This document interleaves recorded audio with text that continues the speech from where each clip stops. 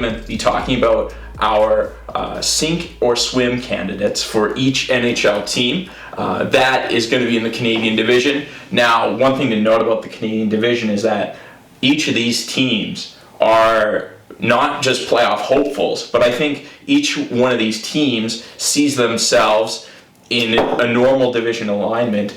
Each? Okay, not each. Sorry, Ottawa being a little bit of an after thought there. No disrespect for what they're doing. Think they're building really the right way, but 6 of the 7 Canadian teams. Just real quick, you may notice the Canadians logo on my mug here. If Cam had a logo on his, it would be a Senators logo. So I just really quickly want to address that, no matter which team you're representing as a fan, we hope that this will be a podcast where you feel like it's represented well. It gets pretty tiring, I think, to, be listening to coverage of one form or another, and it feels like if, if it's not specifically tailored to your team, you feel like, maybe not always a fair representation. So we're going to give that our best go. If you feel like we haven't, feel free to let us know in the comments or whatever. But yeah, this is going to be pretty intense, and so I think there's going to be some pretty fierce rivalries. I think there could be some disappointments in terms of playoffs, and I just really think that it's going to be fun to get into the sink or swim to see what can make the difference for each one of these teams coming up. So I'm excited to move on to Calgary. Okay, because I have a bone to pick. I am tired of the disrespect that Johnny Hockey has. I'm tired of it. Should I leave the room, or am I supposed to be educated? Yes. Because I feel like this could go for a while. Well, I just think that... Okay, I have so many things to say. It's like, where do I start? Yeah. You would be hard-pressed to find a single player who has scored over 90 points. Gaudreau scored 99 points. That's actually bananas. That's insane. Yeah. There is no way, how many players in the league have the skill, you can't luck your way into that. No the way. Skill level that's required for that is insane. Mm-hmm. And at the same time, how many players are there out there who have scored 90 plus points, who, if you look over the course of their career, haven't had a single down year? Yeah. How many are there? Yeah. I would wager that there might be, guys who are in their prime, guys who never had a real down year. There's probably a select handful in the history of the league who have never had a down year. And his down year wasn't even that bad. It just is ridiculous to me that a guy can put up 99 points and be playing on a team that was... dysfunctional is a strong word, but it was not optimal for success. Wasn't firing on all cylinders. Exactly, for sure. Yeah. It blows my mind people can just ignore his 99-point season. And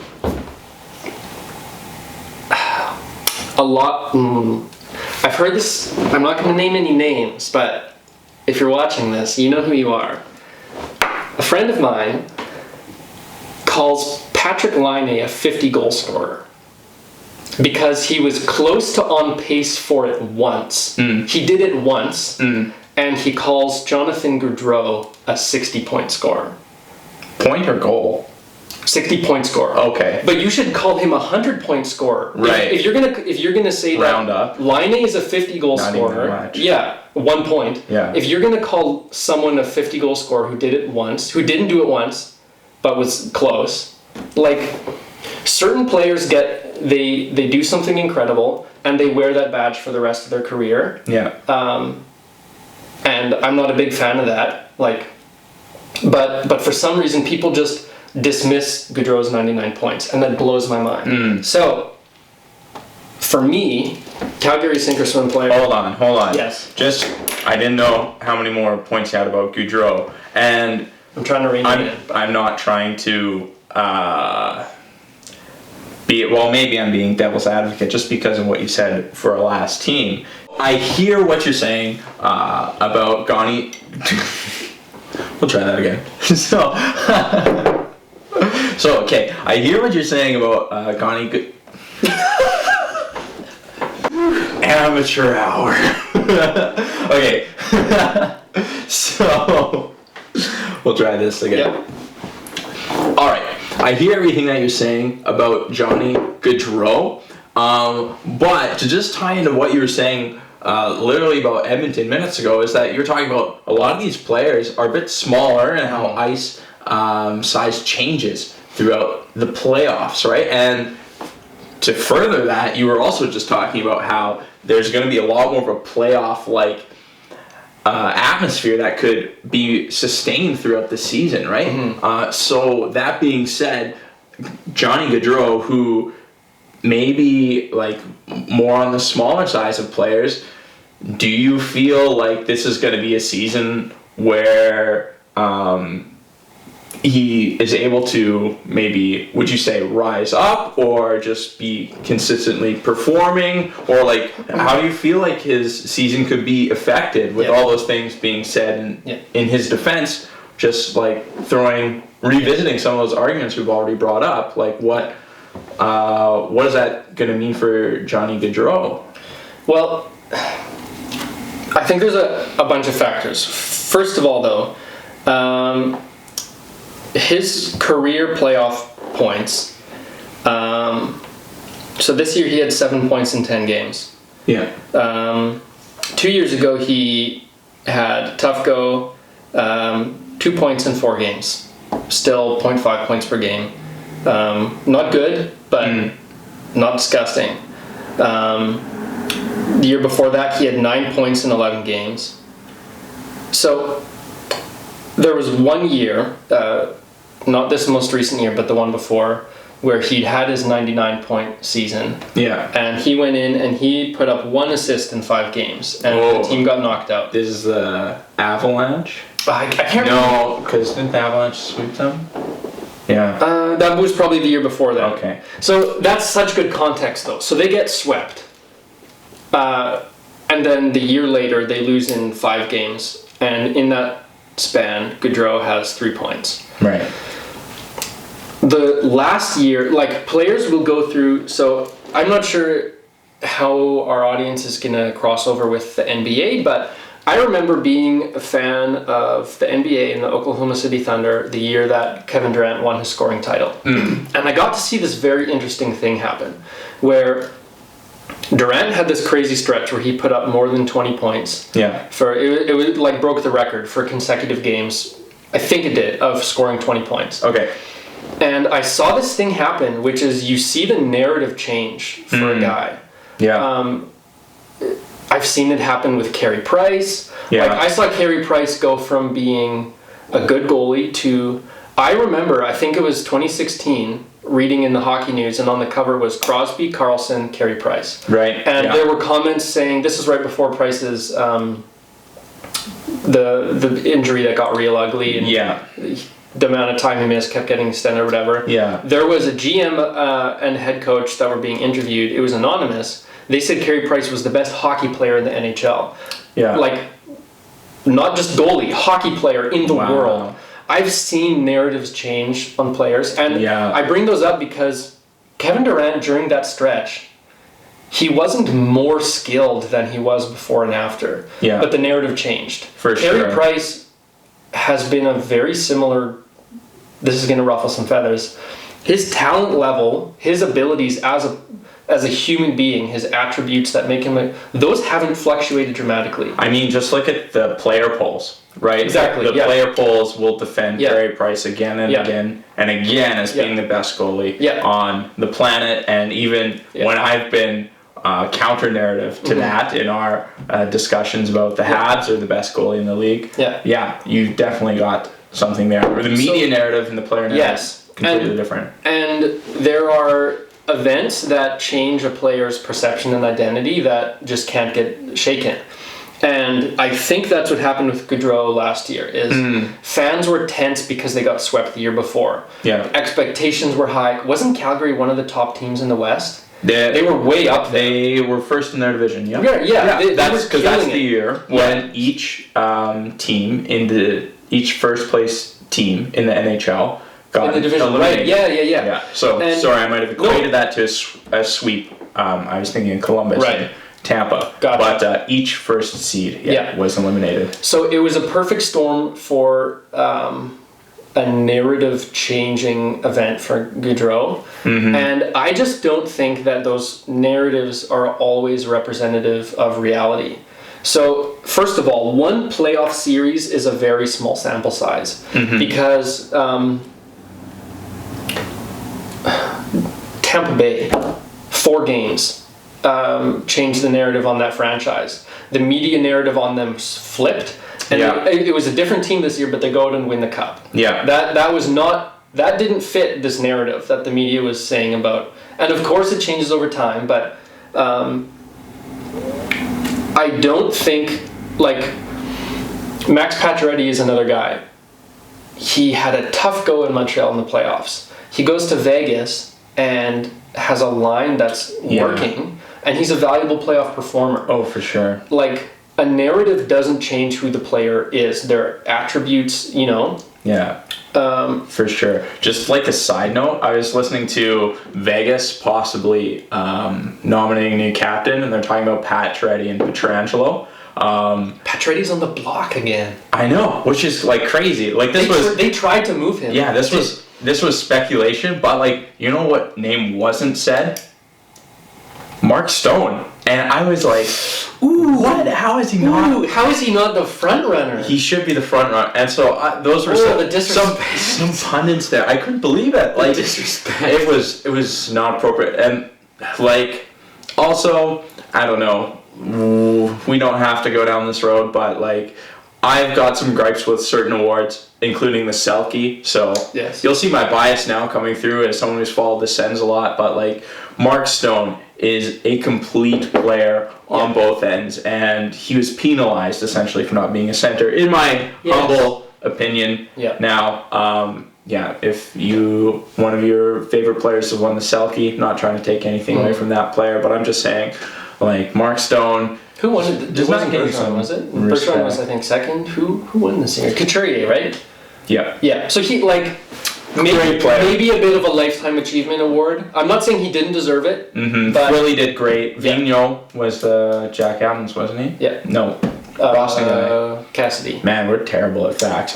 There's another award gripe we could go on, though, about, like, so many people didn't vote for John Tortorella. Like, they blackballed him, essentially, in the voting process. And if you look at Columbus's team, Sans, right, Panarin and Bobrovsky, after they departed, and he did what he did with that team, and not only that, but won his play-in round, right, and gave Tampa the run for the longest playoff game in NHL history, right?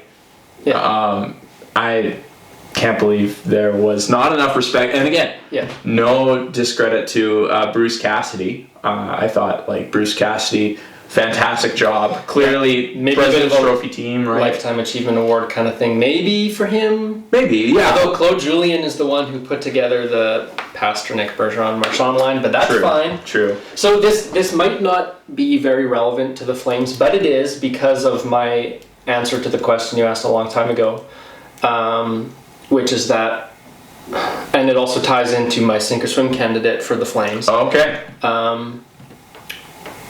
I don't think that it's Gaudreau because his talent level has been established no matter what the narrative on him is. I think that if you look at when he hasn't had success, when have they had a second line? And good question. They do now. I think so. I think they do now. Easily. And they even have, I think, a third line. Yeah. Like some of the kids who played so well in the playoffs, like Dubé and Mangiapane. Yeah, Mangiapane. Is that how you say it? Yeah. I've never heard his name aloud. Really? Okay. Yeah, well done.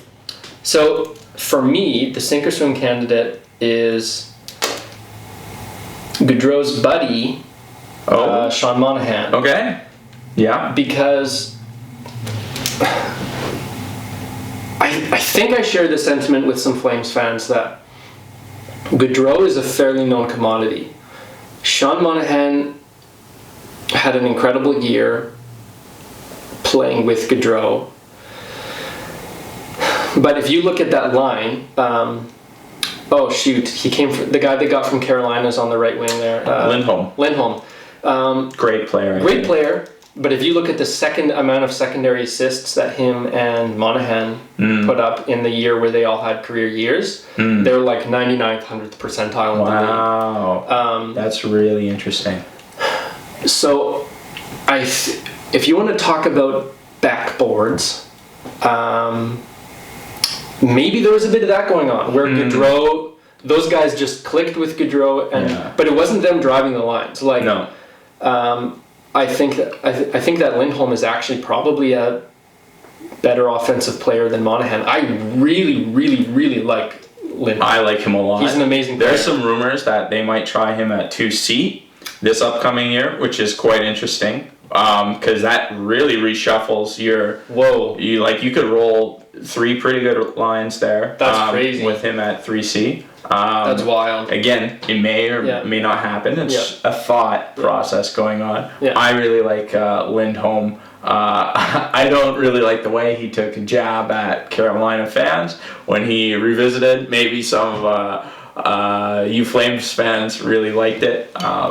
But other than that, that would be the only gripe I have about Lindholm. I thought that wasn't the classiest thing to mock the storm surge, right? But not that everyone has to love the storm surge. Him so much more now. I hate the storm surge. I'm always gonna. It's so stupid. I'm always gonna defend things that grow the game. So for me, people getting excited about the storm surge in Carolina. It's been a long time since, as you sip your coffee, it's been a long time since Carolina's had hockey to be excited about, or that hockey was even on the radar. So be excited about the hockey. Yeah. Not the storm surge. It's so stupid. I think the storm surge got people to come, and the hockey got people to stay. So.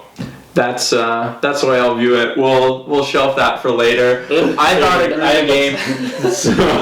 I'm upset just thinking about it. I hate it so much. Well, now you love him more. So yes, I do. So I think Sean Monahan is the guy where you're right that things change a bit in the playoffs, and if you don't have a center, because the center position. Typically, I don't know Calgary's systems, but the center position is typically one spending the most amount of time in the center of the ice. Of course. It's harder to make plays in the center of the ice in the playoffs. I think if Monahan can be be his best self, I think that he is like a really, really, really good second line center at his best. I think when he's average, he's just like a decent second line center. Yeah. And when he's bad, I think he's a third liner. And I think the year that he's going to have is going to be whether they sink or swim. So my range for them isn't as dramatic as Edmonton, but no one else is. No, that's not true. Spoiler alert. But it's 2 to 5. I think that if he's at his best. Is that the same that you gave the Canucks? Or was I've done 1 to 3. 1 to 3. My fault. Okay. Yeah, I don't think there's any. So basically, that's kind of the middle of the pack. I don't see them getting right at the top. I don't see them being right at the bottom, and that's because I think they're. To me, it's like your defense and goaltending, like defense as in your defenseman as well as your team defense.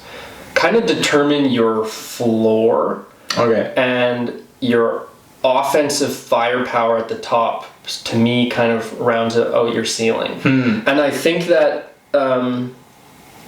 Calgary's offensive firepower, if Monahan is killing it and that line is clicking, it's not going to be enough to push them above whoever else is doing well, whether it's Vancouver or some of the teams we'll talk about later whose rankings we haven't revealed yet, but I think their floor is high because of their goalie, because of their depth, I think they have the most average goaltending and defense and forwards in the Canadian division. Yeah. Okay. I think they're pretty much, if you rank the forwards or the defense goalies individually, I think they come in right around the middle. Yeah. And it's how many other teams are there in the league who don't have glaring, or in the division as well as the league, who don't have glaring holes. It's rare. That's true. So for that reason, I don't see them finishing too low, and I have them in 2 to 5. And to me, it comes down to Sean Monahan. Yeah, and Flames fans are probably just like, you know, we've got Shillington, Rasmus Anderson got paid a lot of money. He might not be a well-known name, but he's got some good numbers. Yeah. So yeah, I like that Sean Monahan take. That's good. And I also like that you didn't quite go as far as like Sportsnet Eric Francis saying that Goudreau and Monahan could even be the third line of the team. I thought that was a bit rich. That man has... I don't know anything about him, but I guess... We should have him on as a guest. I'm not going to say what I was going to say because I don't know if he has a history of head injury, and I shouldn't... Wow, no. But I was just going to say, he's probably eaten or sniffed a lot of permanent markers if he's saying things like that. That's wild. That's insane. It's a strong take, but hey, I mean, that's how you get clicks, right? So, Calgary, I thought was really... interesting. I was doing some investigation, and I was having a sense that maybe my sink or swim candidate might have been on the defensive end. There's more than well documented rumors or sources saying that Tree Living not very happy with how his back end performed. Now that's pretty interesting to me. They let TJ Brody walk, a guy who's proven to play well with Giordano. Not that Giordano is such a good player, he could play with anyone, and so I'm not too worried about that. Just real quick, how do you see? There's a lot of fast. Giordano was still... I don't want to disrespect him. Yeah, he's a very good player. He's a bit aged. Right. What is he? 37? Not quite. 36, maybe? You will turn 36 this season. Oh, okay. Yeah. So. Andrei Markov was still very effective at that age. So I don't want to... I guess I'm asking, how well do you think he does with some of the speed in the Canadian division? That's a good question. You kind of got me. And because there's a few teams that play run and gun, especially and they're big. Toronto. Winnipeg tries to play more run and gun style. They've got a lot of firepower. He blocks a lot of shots, so that's probably not the first thing you want to hear about Giordano, right? But looking into some of his numbers, he knows where to be on the ice, and I think that shows a lot with a veteran defense. Right. Like, if you can be where the play is before it happens, then you can negate some of that foot speed. That's a Markov situation exactly. Yeah, one great example, and I've been trying forever to find this clip on YouTube. When we were watching the World Cup of Hockey in 2016, you can say what you want about how legit or how gimmicky it was, but one guy who was there was a younger version of Joe Thornton, who would be approximately the same age that Giordano is now. Now they play different positions, but Joe Thornton was a guy who, his IQ on some of the dumps or some of the fakes he could do in order to either make defensemen miss or he could just be in spots where players weren't able to think of getting to in time. Yeah. I think, we saw that on the offensive end, and I think it's a bit easier on the defensive end when it's more technical. Now, he could still get blown by and lit up a little bit, but I think he's going to be fine. I think he's going to be effective. That's my personal opinion, right? And there's probably more stats I could use in order to prop that up, but that's I think a good litmus test of where Gio is. Yes. So they've seen TJ Brody go, like I mentioned. They saw Hamonic go. Yeah. I was a bit surprised at both of those, especially Flames fans probably don't want to be reminded about how much they gave up for Hamonic. Where did he end up? He's still a UFA. He's still a UFA. Yeah. The next team, as we go west, or as we go east across Canada, is got some big Hamonic rumors. When I was going over some of the numbers, I thought that this probably isn't fair to Hamonic. He played a lot less games because he had some injury problems, but he seemed to be out of the defensemen who played the most. Okay, some people might also contend Michael Stone was a bit of a liability, but he seemed to be, out of guys regularly in the top 6, having a little bit of struggle. I'm not saying he's a bad player, but he didn't have the best year. It wasn't brutal, but it wasn't the best year. But he's gone, so he's not a candidate, and I don't think he would play a big enough role to be a candidate. And like I said, as I was exploring the defense, there was some noise, whether legitimately or not, about Hanifin being on the move again. Yeah. And I trying to make it my mission. I was like, is Hanifin the sink or swim candidate here? So I was really diving into some of his numbers, and I thought it was really interesting. His plus minus was minus 12 this year, which, like, it's not good. Plus minus is not going to tell you the whole story. Right. But what's interesting is that we can look at stats like expected plus minus, and so like just actually see based on his possessions, right, the time that he's on the ice, like what would be what would happen most of the time if a player played the way Hanifin did. Yeah. And his expected plus minus was minus 0.6. So he was a lot more of a net neutral player, and now that might be damning with faint praise, but I thought that was a really interesting disparity. So I was really trying to dig into, like, what is it, right? And like his relative Corsi now, some people don't click away. I said the word Corsi, but essentially Corsi, it's just shot attempts for and against. Okay, it can include block shots, it can include shots that miss the net. So if your Corsi, if your relative Corsi is above 0 in the positives, that just means that there were more shot attempts on the opponent than there were on you, right? So his Corsi is 0.6, which means there were slightly more shot attempts. And so I'm going to avoid the Fenwick and stuff, but that's essentially what Corsi is. He was just fine in that situation. And so I was pouring over just like a bunch of different numbers.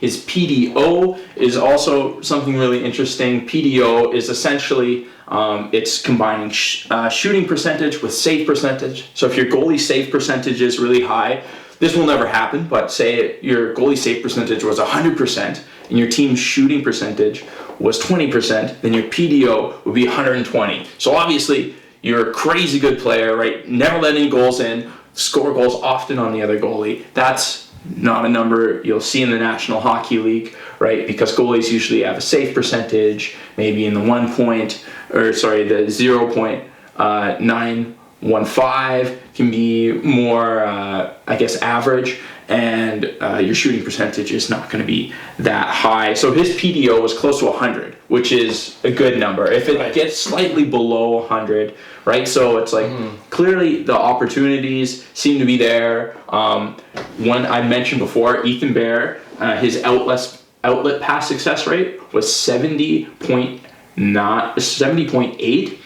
Hanifin's is 79 plus percent. That's wild. That's good. I was like, can they not just like break out of the zone? Like, what is that? No, clearly outlet pass rate. Like, I don't think Hanifin's an issue. I think even when you're looking at different pairings and stuff, I thought that Hanifin was pretty acceptable in all those categories, and so I couldn't really figure it out. What was exactly going on that he, of all people, had minus 12, right? Right.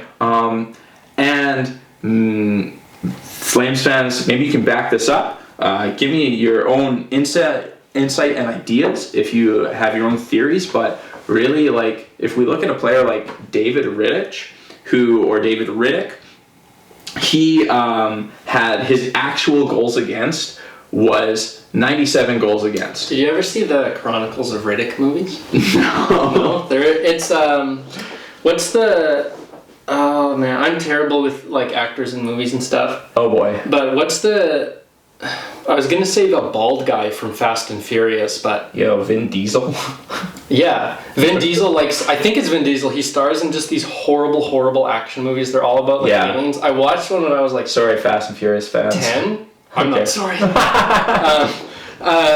I watched one of the Chronicles of Riddick movies when I was like maybe 10, which is probably definitely too young. I was at one of my friend's house whose parents just let him do anything. Yeah. And so now I just think of Vin Diesel every time I hear it.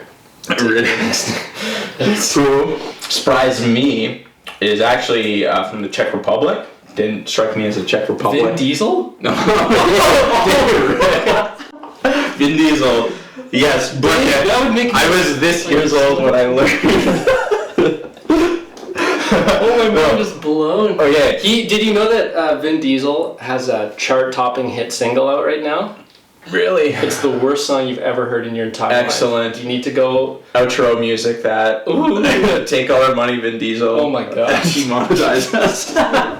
Okay. You're saying something. Yeah, so about Dave Riddick. So his goals against was 97 this year. He played roughly 50, not quite 50 games. And his expected goals against was 86. So he let in 13 more goals than based on league average, what a league average goalie would only let in 86 goals in his situation. Yeah. So what you can see is that after the new year, like Dave Riddick started the season out pretty hot. He had about a 9.24 save percentage. Yeah. After the new year, he had an 8.99 save percentage. And I think that made Hanifin look more like a culprit, because I think he just happened to be on the ice because he is one of the most played pairings. Hanifin was deployed out there like a lot, and so it's likely that 5-on-5 that is, and so it's likely that his plus minus suffered because of David Riddick's expected goals difference. So again, he let in 13 more goals than a league average goalie would, or his expected goals were, and Hanifin's plus minus was approximately 0, and he was a minus 12. So those numbers seem pretty closely connected. So I don't think it's Hanifin. I was really trying to investigate, see what it was. And I guess you could say sink or swim candidate might be Markstrom or maybe Tanev. I think that'll be good. That like a guy, Tanev, who's used to communicating with a goalie, Markstrom's going to have that continuity. I think that could work really well. Yeah. I'm pretty confident in Markstrom. I think last year was a bit of a career year, so there'll be some likely regression. I'd love to be wrong as a I guess a Flames fan, or to be respectful to Flames fans. So I'm not too worried. I think they addressed it. They got a good goalie in there. I think Riddick just was plagued maybe with some bad luck. I think he could tidy up his game a little bit and still play well enough. Okay, just real quick. I'm just looking at Markstrom's stats because I wasn't super familiar with him. I'm familiar with what people are, the kinds of things people are saying about him. But his save percentage last year was .918. That's fine. That's good. Yeah. It's like you mentioned before that league average save percentage was .915. I don't know the numbers on this, but it has been. It has been. I would be recently shocked if it wasn't lower the last year or two. Yes, we've seen a trend. How many goalies actually average a .915 save percentage? Yeah, not a lot. True. That's true. It has gone down. Yeah, I wouldn't be shocked if it had gone down. So that .918 is good. Yeah. But I mentioned before that I see them as having sort of average forwards, defense, goalie. I just thought I should maybe qualify and say I don't think he's an average goalie. I think he's above average. Right. pretty That's a good significantly. call. But the Canadian division has some special goalies. Yeah, that And is true. I think that makes them close to average in the division. So Yes, good context. I just wanted to mention that quickly, but Good context. go ahead. And Actually, kind of a side tangent. It's kind of interesting. You have to pick a pretty good sample size and see if this differs from like league average, but it's not like players who've gone directly to another Canadian team have always experienced a ton of success either, right? Like Vancouver's tried to poach a few Flames players before, like Sven Barchi and Ferland. Now Ferland is a bit of an injury thing. They've also tried to poach Myers, who's been I'm going to say mediocre. People who come to his defense, people jump on a guy like Myers more than that. Like Lucic and Neal swap, nothing like exceptional happened there. Right. Smith Talbot swap, nothing. Yep. So Leafs legend Thomas Plekanec. Yeah. The Habs. Phaneuf. Yep. Phaneuf to Toronto. Habs legend Thomas Caberlet. Now player movement.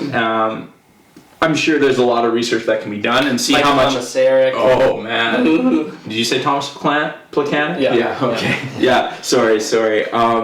But yeah, it's just like it's hard to know if that's statistically like relevant to any sort of trend. And we have seen exceptions. Like people might even contend Phaneuf to the Sens served its purpose there, right? Lanny McDonald, if you want to go that far back. Matt Stajan, talented player, wasn't like ever a stud. He had a tidy career in both places. Petrie Sherratt would be maybe the best examples of players. Yeah, you're going to like that. Bask in that. Yeah. I was just trying to think, can you think of, because Markstrom's moving in his prime. I feel like most times when a decent or good Canadian player moves to another Canadian team, they're usually on their way out of the league. Can you think of any bigger name Canadian team to Canadian team move with bigger names? Yeah, well, like in their prime? In the day it would have been it, and that was tough because he went. That was a huge trade in the day. He went to a difficult situation. I'm gonna say it wasn't the most celebrated time in Leafs history. Right, when he was there, but that could be a very good point. Is that maybe this evaluation could be skewed because that I don't know what we want to say about Lucic. I think he was under 30. I think close the to Lucic move from Boston to Edmonton was when he was in this LA to Edmonton. Yeah. What? Remember? No. Okay. Yeah. Okay. Was he good in LA? Remember when Boston drafted 3 picks in a row? Yeah. That they got 1 pick from LA, and the other pick was when they flipped Martin Jones back to the East Coast. Yeah, Martin Jones came back. They flipped him to San Jose. Played really well, earned himself a contract. Suffered since then. That's when they picked 3 players in a row. What the heck? But how did Lucic do in LA? Do you remember? Did fine. They were in that kind of contending spot, right? They won 2 cups around this era. That he was not on those teams, as far as I don't understand. think so. He didn't get a ring. Okay. So I guess that'd be a decent. But I would say the wheels fell off in Edmonton for him. So I'd say I think the league just changed under under his feet. Maybe a place where the league was going this way and he wasn't just going. He fell off, I think, as well. I would guess. Yeah, like he's because it didn't happen to Toronto. I don't want to say he did necessarily good or bad with the Flames. He had some moments in the Flames where he's kind of playing the role that the Flames want him to, which isn't the role that he's got paid for in Edmonton. Yeah. Let's make that clear. But there were a lot of moments where Lucic just looked like a bodybuilder on the ice. It was a bit tough to see, but I think he's embracing his role. I don't know And what his body was built out of, but it's fine. It's fine. Yeah. So no, it's a good point. I don't think I've seen or we have experienced as many. Yeah. Maybe the first since Phaneuf though.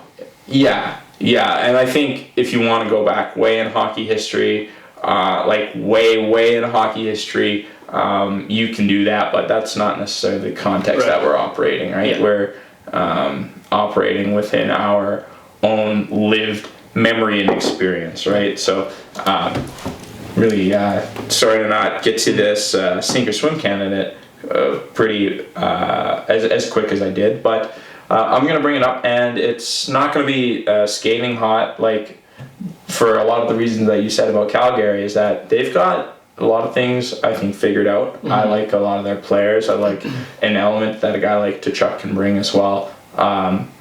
Really like, Tkachuk, Lindholm, and they've got just a lot of good pieces. Yeah. That being said, I think Andrew Mangiapane is going to have a lot to do with how far they can push, because they're going to give him a top 6 role. Yeah. And they're going to want him to stay. Now, they didn't.